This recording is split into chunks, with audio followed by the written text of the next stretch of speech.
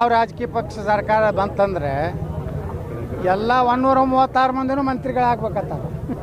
ಎಲ್ಲರೂ ಅವ್ರವ್ರು ಇದ್ದಾರೆ, ಅನರ್ಹರು ಒಬ್ಬರೂ ಇಲ್ಲ. ಅದು BJP ಬಂದರೂ ಇದೇ ಹಣೆಬಾರ, JDS ಬಂದರೂ ಇದೇ ಹಣೆಬಾರ, ಕಾಂಗ್ರೆಸ್ ಬಂದರೂ ಹಣೆಬಾರ. ಏನಂದ್ರೆ ಎಲ್ಲರೂ ಮಂತ್ರಿ ಆಗ್ಬೇಕತ್ತಾರೆ. ಕೆಲವೊಂದು ಮಂದಿ ನಿಜವಾಗಿ ಸೇವೆ ಮಾಡ್ಬೇಕತ್ತಾರೆ, ಕೆಲವೊಂದು ಮಂದಿ ಆದಷ್ಟು ಲೂಟಿ ಮಾಡಿಕೊಂಡು ರೊಕ್ಕ ಮಾಡ್ಕೊಂಡು ಹೋಗ್ಬೇಕನ್ನೋರು ಅದಾರೆ. ಹಿಂಗೆ ಇದು ಮಂತ್ರಿ ಯಾರಾಗಬೇಕು ಅನ್ನೋದು ಮಹತ್ವಲ್ಲ, ಅವರ ಪರ್ಫಾರ್ಮೆನ್ಸ್ ಏನಿದೆ ಈ ಹಿಂದಿನ ಅವಧಿಯಲ್ಲಿ ಆ್ಯಸ್ ಎ MLA ಅವರು ಏನು ಯಾವ ರೀತಿ ಕೆಲಸ ಮಾಡಿದ್ದಾರೆ ಇದನ್ನೆಲ್ಲ ಪರಿಗಣನೆ ತೊಗೋಬೇಕು ಹೊರತು ದುಡ್ಡಿಗೆ ಮಂತ್ರಿಗಳ ಖಾತೆಗಳನ್ನು ಮಾರಾಟ ಆಗುವಂಥದ್ದು ಆಗಬಾರ್ದು. ನನಗೆ ಭಯ ಅನ್ನಿಸ್ತದೆ. ದುಡ್ಡಿಗೂ ವ್ಯಾಪಾರ ಆಗ್ಬೋದು ಮತ್ತು ಮುಂದೆ ತಿಂಗಳಿಗೆ ಇಟ್ಟು ಕೊಡ್ಬೇಕಂತೇಳಿ ಫಿಕ್ಸ್ ಮಾಡಿನೂ ಕೊಡ್ಬೋದು. ಯಾಕಂದ್ರೆ ನೀವು ನೋಡ್ತಿರಲ್ಲ ಮುಖ್ಯಮಂತ್ರಿಗಳು ಯಾವ ಪರಿಸ್ಥಿತಿಯೊಳಗೆ ಸಿದ್ದರಾಮಯ್ಯನವ್ರು ಇದ್ದಾಗ ಅವ್ರದ್ದೊಂದು ರೀತಿ ಒಂದು ಸಿದ್ದರಾಮಯ್ಯನವರು ಇವತ್ತು ಕಾಂಗ್ರೆಸ್ನಲ್ಲಿ ಒಬ್ಬ ಒಳ್ಳೆಯ ರಾಜಕಾರಣಿಗಳು, ಅವರೇನು ಇಷ್ಟು ಹಪಾಪಿದ್ದಿದ್ದಿಲ್ಲ. ಈಗ ಬಂದವರು ನೋಡಿಬಿಟ್ರೆ ಗೊತ್ತಾಗ್ಬಿಡ್ತೈತೆ ಯಾವ ರೀತಿ ಇದೆ. ಸಿದ್ದರಾಮಯ್ಯನವ್ರು ತೆಗೆದಿದ್ದು ಬಹುತೇಕ ಎಲ್ಲರಿಗೂ ನೋವಾಗಿದೆ ಮತ್ತು ಅವ್ರಿಗೆ ಮೋಸ ಮಾಡೋದಂಥವ್ರದ್ದು ಹೆಸರು ಈಗ ಹೊರಗೆ ಬರ್ಲಕತ್ತ. ಸಿದ್ದರಾಮಯ್ಯನವ್ರಿಗೆ ಅವ್ರ ಮಗಲಿದ್ದೇ ಬೆನ್ನಲ್ಲಿ ಚಾಕು ಹಾಕೋದು. ಅವ್ರು ಭಾಳ ನಂಬಿದ್ರು ಮುಂದಿನ ಅವಧಿಗೆ ನಮ್ಮ ಹಿಂದುಳಿದ ದಲಿತ ನಾಯಕ ಇವರೇ ಅನ್ನೋಷ್ಟು ಮಟ್ಟಿಗೆ ಅವ್ರನ್ನ ಬೆಳೆಸ್ತಾಯಿದ್ರು. ದುರ್ದೈವ ಅಂದರೆ ಸಿದ್ದರಾಮಯ್ಯನವ್ರಿಗೆ, ಸಂಗೊಳ್ಳಿ ರಾಯಣ್ಣವ್ರಿಗೆ ಬೆನ್ನಿಗೆ ಚೂರು ಹಾಕಿದವ್ರು ಹಿಂದಿರೋರೆ. ಇದು ಇತಿಹಾಸನೇ ಹಂಗೆ ಇದೆ. ಎಲ್ಲರೂ ಮಕ್ಕಳಿದ್ದವರೇ ಮಾಡ್ಯಾರ. ಈಗ ಎಲ್ಲ ಹಾಲು ಮತ್ತು ಸಮಾಜಕ್ಕೆ ಗುರ್ತಾಗೈತೆ ಯಾರು ಸಿದ್ದರಾಮಯ್ಯನವ್ರಿಗೆ ಬೆನ್ನಿಗೆ ಚೂರು ಹಾಕ್ಯಾರ ಅನ್ನೋದು ನಾ ಹೇಳೋದು ಬೇಕಾಗಿಲ್ಲ. ನಮಗೂ ಅನುಕಂಪ ಐತಿ ಸಿದ್ದರಾಮಯ್ಯನವ್ರ ಬಗ್ಗೆ. ಯಾಕಂದರೆ ಈ ರೀತಿ ಅವಮಾನಕಾರಿಯಾಗಿ ತೆಗಿಬಾರ್ದಾಗಿತ್ತು, ಗೌರವದಿಂದ ತೆಗಿಬೇಕಾಗಿ. ಹಿಂದೆ ವೀರೇಂದ್ರ ಪಾಟೀಲ್ರಿಗೂ ಇದೇ ರೀತಿ ಕಾಂಗ್ರೆಸ್ಸು ಅದು ಏನು ಏರ್ಪೋರ್ಟ್ನಲ್ಲಿ ರಾಜೀವ್ ಗಾಂಧಿ ಡಿಕ್ಲೇರ್ ಮಾಡ್ತಾರೆ, ವೀರೇಂದ್ರ ಪಾಟೀಲ್ ಕಿತ್ತೆ ಹಾಕ್ತಾರೆ. ಅಲ್ಲಿಂದ ಇವತ್ತು ಸಿದ್ದರಾಮಯ್ಯನವ್ರದ್ದು ವೀರೇಂದ್ರ ಪಾಟೀಲ್ರದ್ದು ನೋಡಿಬಿಟ್ರೆ ಕಾಂಗ್ರೆಸ್ನಲ್ಲಿ ಪ್ರಭಾವಿ ಮತ್ತು ಜನಮೆಚ್ಚಿದ ನಾಯಕರನ್ನು ಯಾವ ರೀತಿ ಅವಮಾನ ಮಾಡ್ತಾರೆ. ಮತ್ತು ಭಾಳ ಹೇಳ್ತಿದ್ರು ನಮ್ಮ ರಾಹುಲ್ ಗಾಂಧಿ, ಹಿಂದುಳಿದವರು ದಲಿತರು ರಾಜ್ಯ ಮುಖ್ಯಮಂತ್ರಿ ಆಗಬೇಕು, ಕ್ರಿಕೆಟ್ನಲ್ಲಿ ಪ್ಲೇಯರ್ ಆಗಬೇಕು, ಹಾಕಿ ಪ್ಲೇಯರ್ ಆಗಬೇಕು, ಮ್ಯಾಗ ಗಗನಯಾತ್ರೆಯನ್ನು ಅವರೇ ಮಾಡಬೇಕಂತ ಹೇಳ್ತಿದ್ರು.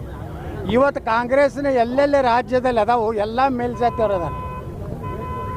ಕರ್ನಾಟಕ DK ಶಿವಕುಮಾರ್, ತೆಲಂಗಾಣ ಯಾರು ರೇವಂತ್ ರೆಡ್ಡಿ, ಅಲ್ಲಿಂದ ಯಾವುದದು ನಮ್ಮ ಕೇರಳ ಅಪ್ಪರ್ ಕ್ಲಾಸು, ಅಲ್ಲಿಂದ ಇನ್ನೊಂದು ಯಾವ ಜಾರ್ಖಂಡ ಉತ್ತರಾಂಚಲ, ಅದೇ ಉತ್ತರಾಂಚಲ ಅಲ್ಲಿನೂ ಅಪ್ಪರ್.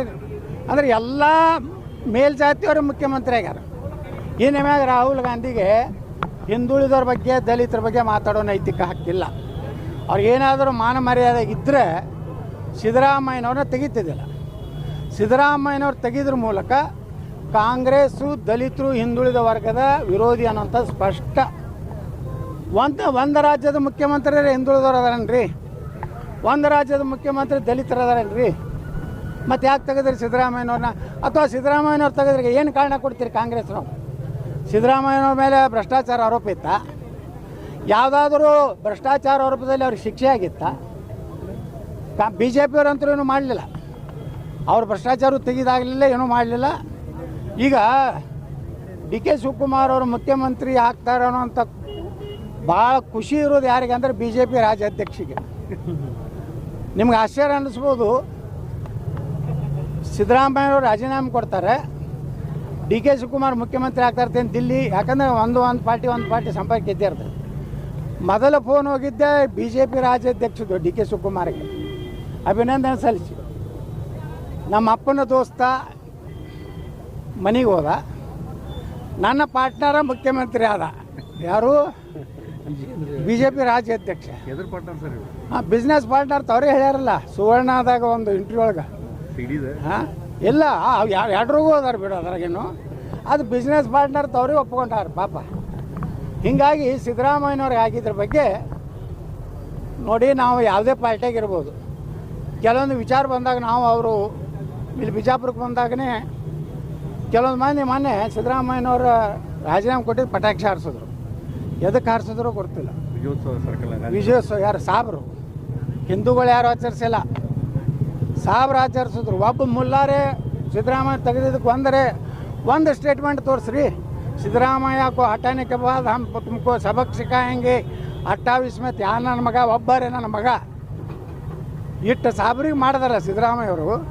ಅದಕ್ಕೆ ಸಿದ್ದರಾಮಯ್ಯನವ್ರಿಗೆ ನಾ ಇಟ್ಟೇ ಹೇಳ್ತೀನಿ, ನಾ ಹೇಳಿದ್ದೇವೆ, ಎಷ್ಟೇ ಆಗಲಿ ನಮ್ಮ ಧರ್ಮ, ನಮ್ಮ ಸಂಸ್ಕೃತಿ, ನಮ್ಮ ಜನ, ನೀವು ಅವರಿಗೆ ಏನೇ ಮಾಡಲಿಲ್ಲ ಅಂದ್ರೂ ಇವತ್ತು ನಾವು ಒಬ್ಬ ಲಿಂಗಾಯತರವದೀನಿ, ನಾ ಹೀನಾಯವಾಗಿ ಸಿದ್ದರಾಮಯ್ಯ ಬಗ್ಗೆ ಮಾತಾಡೋದಿಲ್ಲ.